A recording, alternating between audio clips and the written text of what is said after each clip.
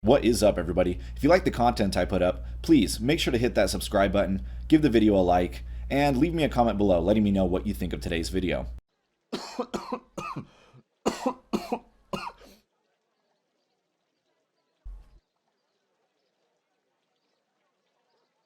Anytime somebody coughs, everybody in the room stares at them. What is up, everybody? STARSKREAM here, and today we're going to be taking a first look at Lorelei. Lorelei? Today we're going to be taking our first look at Lorelei, the new flying arcane healer fairy pixie thing. I haven't really got a chance to use her. She is in the current calendar event, so at the moment there's only really two ways that you can get her. Either A, you spend a ton of tickets in the store to get her. It's 150,000 tickets for 10 tokens, which you can buy twice, so you can get 20 tokens of her that way, or you can get the Pixie Pass, which is the $20 thing that you can buy, which allows you to open the bottom level of the calendar, and obviously is another way of getting her. What I do like, though, is that in the past, they pretty much made it so that new heroes could only be gotten for the most part with the passes, at least to my memory. But at least now there is a free way, albeit it takes a lot of tickets to be able to get those tokens, but at least there is a way to do it if you're willing to grind it out in PvP.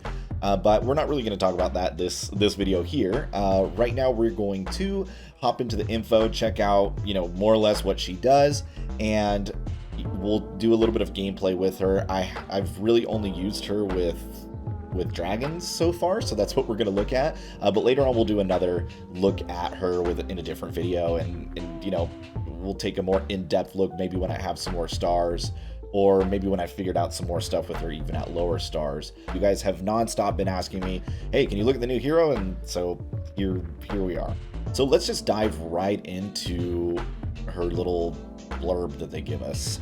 Fairies hate being big. They want to spend time gliding through the flowers, playing tricks on people, wandering through the woods, and dancing in the moonlight. But if a fairy makes it to the size of a person, that's horrifying, they decide to take on an active role in the world. A very mischievous, tricksy role. God, tricksy's such an ugly word. Okay, traits and abilities overview. Basic attack, ranged light attack on target enemy, reduces defense and skill on hit. I'm kind of liking that they're trending towards this whole basic attacks having, extra effects to them. I do like that. I think the basic attacks having chaos damage is a little bit overpowered, but these ones that reduce defense, skill, perhaps some in the future that will, daze or something to that effect would be really cool. So the first little actual ability is called Gift of Flight, ranged light attack that grants flying and heals all allies while knocking enemies off balance. Statuses last for 3 turns. So it's just a AoE attack that hits everybody. It heals allies and knocks enemies off balance.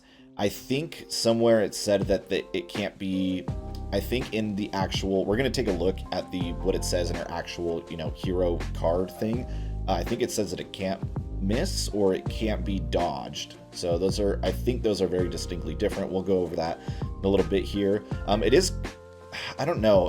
I'm having a hard time figuring out what this hero is trying to do, because it seems like it has offensive moves, knocks people off balance, does all this, but her build doesn't really lend well to doing a lot of damage, which is also why I'm a little bit confused about the arcane portion and so on. But I guess we won't really know until we use her more. Magical and flying, those are pretty standard things that we're used to. She is fast, again continuing this trend of all fast heroes. First ascension, Magic Prism, her second ability. For 3 turns, any attack on the targeted ally is reflected to a random enemy.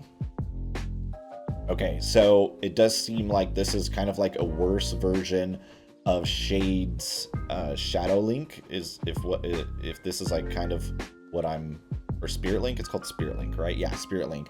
But it seems similar, but maybe a little bit worse than Shade's. Belief in Fairies, Lorelei receives 10% health, defense, and skill for each magical hero in the room. So it's actually pretty decent, and remember that this percentage is based off of what she has. So if you have her super high stacked in health and defense, then she's going to gain, a lot more from this 10%, and that it's 10% for each magical hero. So if you got a magical team, that could potentially be, you know, a 40% buff to health and defense. So that's a pretty actually solid passive there. Definitely it will help her be pretty tanky of a hero, but again, making it confusing because, you know, this doesn't lend well to her being any type of, you know, offense. And Sunlight Flight. Flying allies heal at the end of each turn, at the end of each round, sorry. So that works well with dragons and a few other heroes that there's not a, other than dragons, not a lot of other flying heroes are meta right now, but you know, in the future they could be. This also will help with heroes that aren't used that much, like Agnon. I don't see Agnon really making that much of a return yet, but it definitely will help with it. Second Ascension, which is, you know, obviously the final Ascension, Trixie Fae, third ability, heals all allies and applies a heal over time, ranged light attack on random enemy that transfers all debuffs from target ally and one from each other ally. So again, another AoE attack, or no, it's not an AoE attack, it's an AoE heal, sorry, and then applies a heal over time. So I assume that's a heal over time to all allies that were healed. It's not really specific there. Ranged light attack on a random enemy that transfers all debuffs from a target ally and one from each other ally. So that's really a mouthful there. Really, it's just going to hit a random enemy and just do a buff and debuff swap. I mean, it's pretty standard. It does seem kind of cool that it will take one from each other ally as well. So that's pretty cool too. It's like a blanket cleanse on your team, at least for one debuff, which is pretty solid. You Can't Catch Me. Flying allies can't have buffs removed from them by non-flying enemies, which is a really, really good passive here. And last but not least, Fairy Dust. Arcane attacks have a chance to buff other allies' attacks, which is okay. It's not terrible. I mean, it doesn't hurt, but I don't see that really being very noticeable or very game-changing here. So let's take a look at her actual card. Again, I only have her currently at 1 star, so she's not going to be all that impressive stat-wise, but we can still at least look at her traits because I do have her fully ascended. Like we talked about, we already went through these here. Sometimes these are different. So the reason I go through it in the little like info tab and then go through it again here, even though it seems redundant, is that a lot of times the wording is different, or they give details there that they don't give on that here, or vice versa. So I always think it's really important to look at both. Belief in Fairies. This hero gains 10% for each magical hero in the room. We already went over that. Nothing different there. Flying allies heal at the end of each round. Nothing different there. You Can't Catch Me. Flying allies can't have buffs removed or debuffs added by non-flying enemies. So I do want to go a little bit more into this. This seems really similar to like what Niveous does with dragons, where it makes it so that other dragons can't be debuffed. But keep in mind, that only lasts for 1 turn, and this You Can't Catch Me seems to be permanent for the match. Flying allies can't have buffs removed or debuffs added by non-flying enemies, and it doesn't say for the first round, it doesn't say, you know, for the first 2-3 rounds. So that leads me to believe that this is a permanent, you know, like blanket protection on your team for the entirety of the match, which is phenomenal. That's like super very, very good. We'll look more into that as we actually do some gameplay. And lastly, Fairy Dust. Arcane heroes' attacks have a chance to buff other allies' attacks. So really quick, let's take a look at her runes. The way that I have her set up is just based on advice that I've gotten from other people that have been using her pretty extensively. I do have some Foresight runes on her, and I focused mostly on defense and health. Now, ideally, according to my guildmates, ideally you want something like 2 health runes and 3 defense runes or something like that. But I didn't have the runes to be able to give myself another health rune, so currently I only have 1 life health rune on her, but I do have my 2 Foresight runes, which I think is important. A Guardian rune, which is very important when you have new heroes that are only 1 or 2 or 3 stars, and they're a lot squishier. You definitely want to have a Guardian rune at least to help them survive 1 round.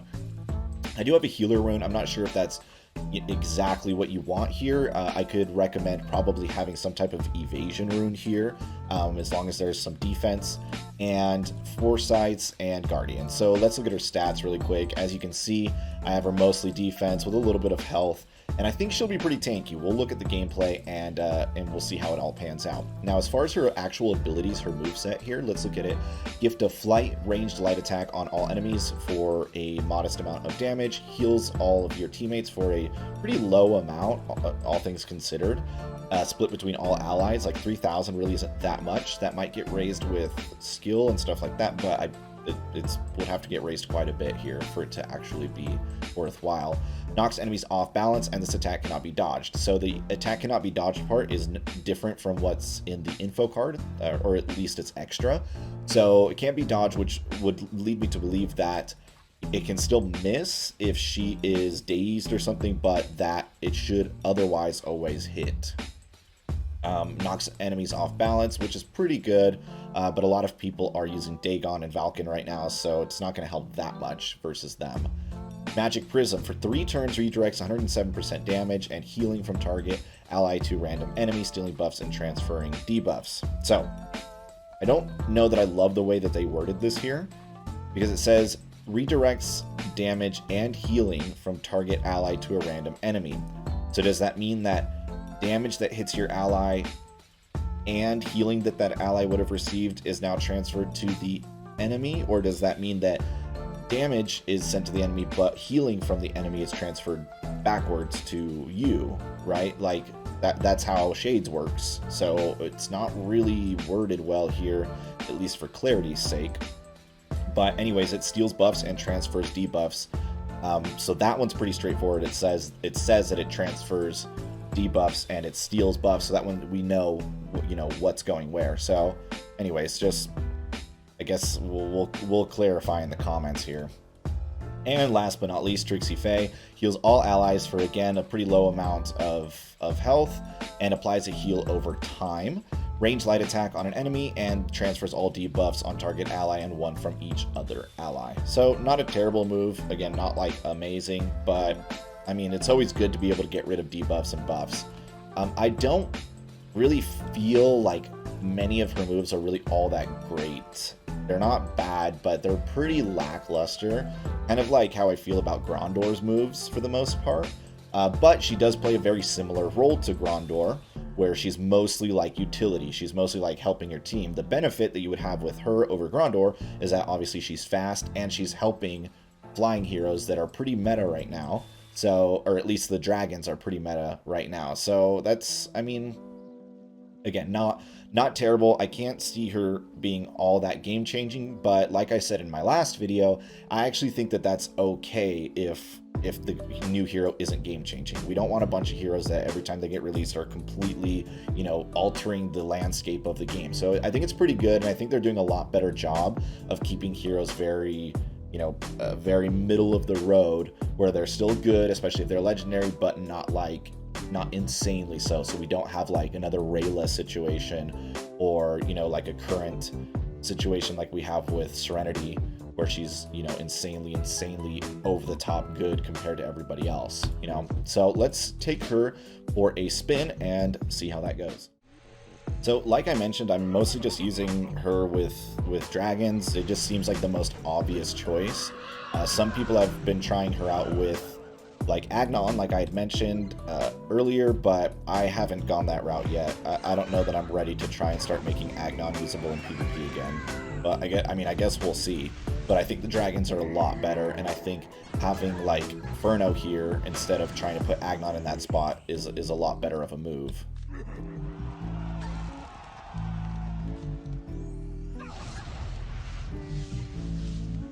Also, if you want to see how my dragons are mostly ruined, I've already done a video on how I have them ruined. It's just in my video history. It should be the last video that I had uploaded, called the Dragon Team, which reminds me I do need to do more team videos. Wow. But you just saw, it's a whittle them down team. It's not like a super fast team. There may be some things that I can do to help with the amount of damage output that they're doing here, perhaps adding more skill or something to my Alrakis, perhaps adding more attack to my Niveous, but at the moment this is just how I have them set up. So right now we're going against Reminiscence, which is a very good team, very good defense, very meta. So usually, you know, I wouldn't necessarily tackle these kind of teams with newer 1-star heroes, but we're just gonna give it a go just for the hell of it and just see how well we do.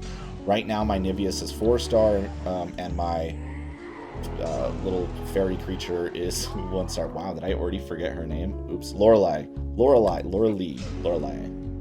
Will somebody please tell me how to say her name? But so far, as you can see, we're doing pretty well here. Definitely not bad at all.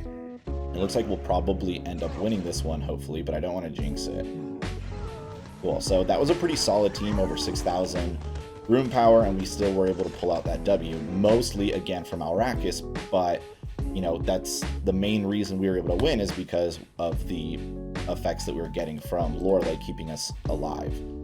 Again, that's kind of the name of the game right now, as I mentioned in my last video with the dragons, is staying alive, right? So in Lorelei's place, in my last video, I was running a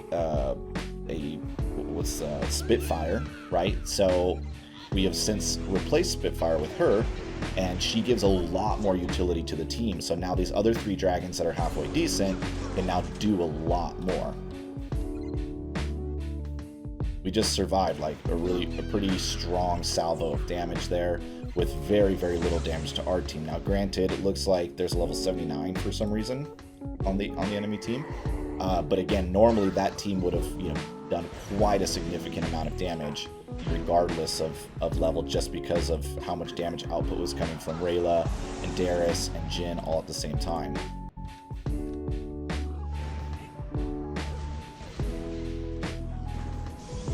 This should be pretty much game at the moment. Yep. Cool. So far we're pretty much just stomping with this. Let's try a few more matches, see if anything trips us up, see if there's anything that, like, I guess is going to cause us trouble. Here's another very meta looking team.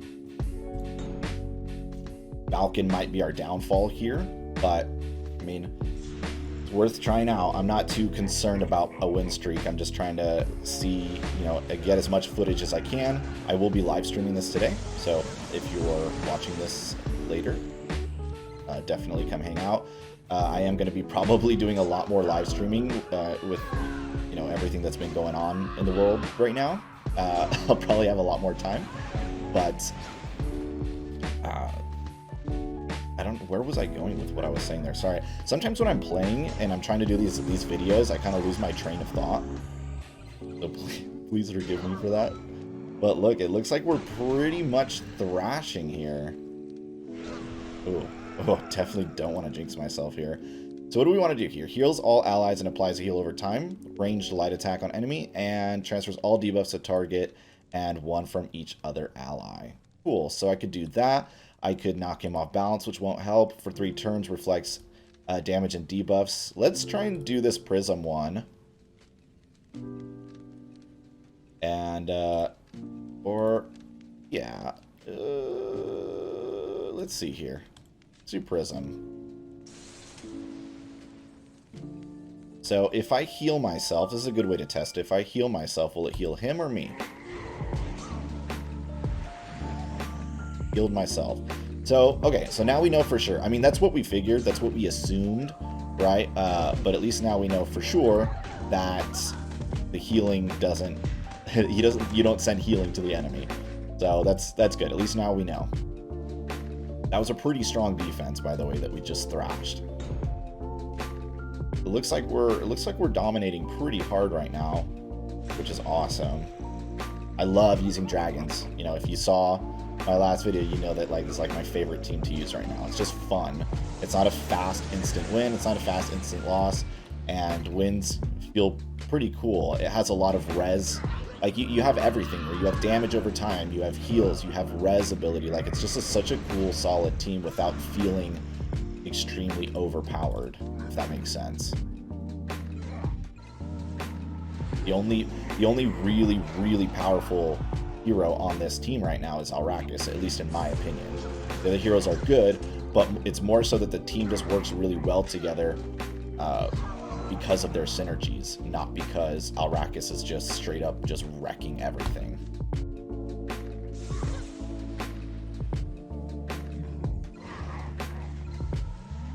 Solid, solid, solid. Very cool. So like I mentioned before, I don't think Lorelei's like insanely OP, but I do think that those passives that she has are really going to make her very, very viable without making her over the top, you know, unbeatable and, you know, just unmanageable. Not unbeatable, but like, I don't see her being a necessity on every team, but I think she improves the viability of a lot of other teams that weren't necessarily, you know, people's go-tos before. I'm not getting a lot of really difficult matches right now, but I hope this was a good first look. As things develop, as always, you know, I'll do more of these videos as I get them higher stars and more as I know more about them and how to utilize them. I hope everybody is staying safe and at home, hopefully. And to those of you that are working because you have to, thank you so much for what you do. If you work in healthcare or if you work in an essential business, we really, really appreciate you. Those of you that don't, stay home. Don't be like going out and partying and being like idiots that are spreading this thing. Let's knock this thing out, because as much as I love being home and being able to stream more, I don't love not being able to leave my house or the fear of getting sick or loved ones and all of that. So not to end this on a somber note, but be safe out there. I will talk to you guys soon.